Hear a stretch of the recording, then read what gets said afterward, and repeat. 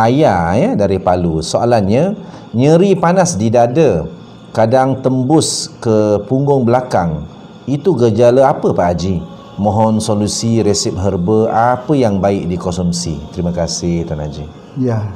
Kalau tembusnya sampai belakang, sakit dada, tembusnya sampai ke belakang ini, dia adalah batu ginjal. Boleh jadi ada dalam gallbladder ataupun dalam empedu. Ya, biasanya begitu. Baik. Jika kita nak tengok betul atau tidak ada batu ini di dalam empedu, bagaimana?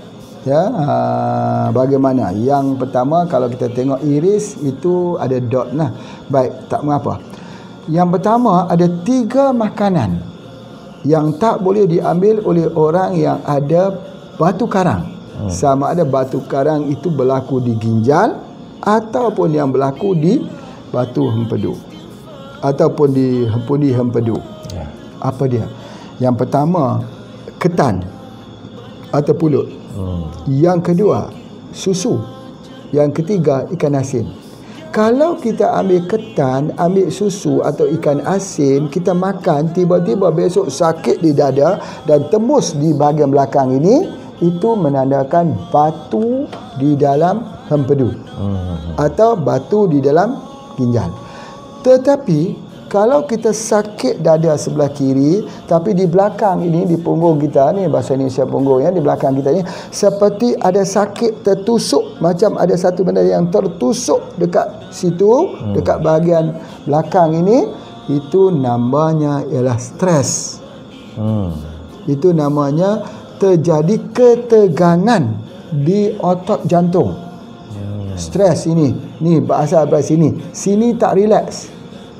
Bila sini tak relax, di otak kita tak relax, dia telah menarik, menegang di kawasan itu yang menyebabkan dia sakit seperti ada ditusuk tersebut. Jadi di sini ada 2. Jadi kalaulah dia sakit itu disebabkan kerana batu karang, gallbladder, stone ataupun batu di dalam empedu, maka kita ubat dia dengan madu kelulut.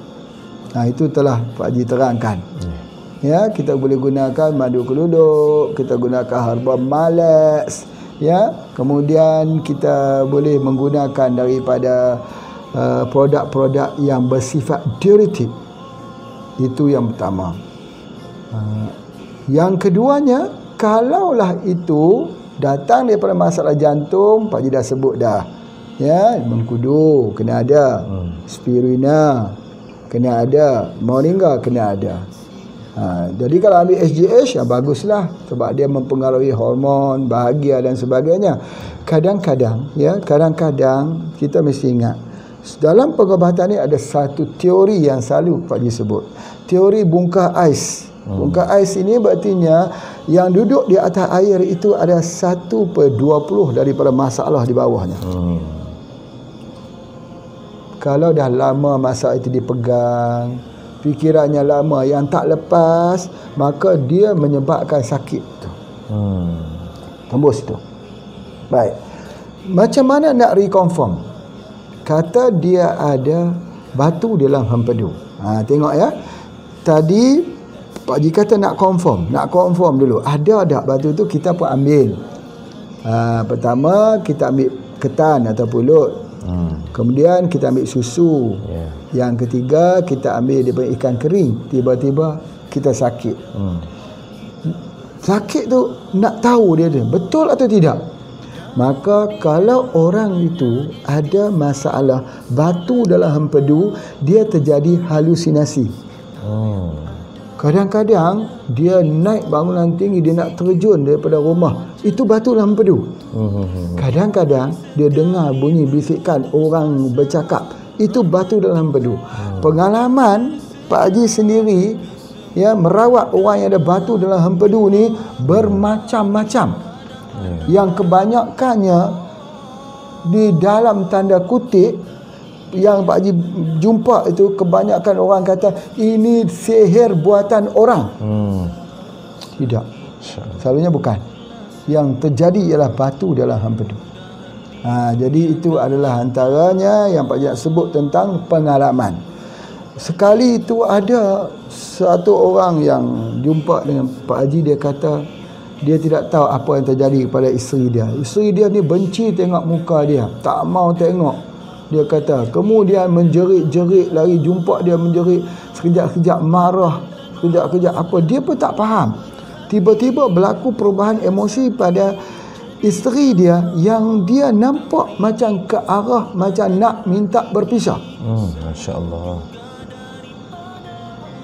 Dia yakin benar-benar ini adalah sihir orang untuk memisahkan dia dengan isteri dia. Sebab apa? Sebab dulunya baik. Pak Haji kata ini tidak, ini adalah masalah batu dalam empedu. Batu dalam empedu. Maka kita rawat dia dengan batu dalam empedu. Alhamdulillah, sembuh dengan izin Allah. Masya Baru Allah. dia mengakuinya. Ya Allah, betul lah dia kata. Masya Allah. Hampir-hampir membuat prasangka yang buruk dalam situasi kita tidak ada ilmu. Masya Allah. Jadi cara dia apa? Cara dia kita gunakan tadi madu keluluk yang asam itu atau guna cuka saja pun boleh. Itu di antaranya. Wallahu a'lam. Alhamdulillah, terima kasih kepada yang berbahagia Tuan Haji atas jawapannya.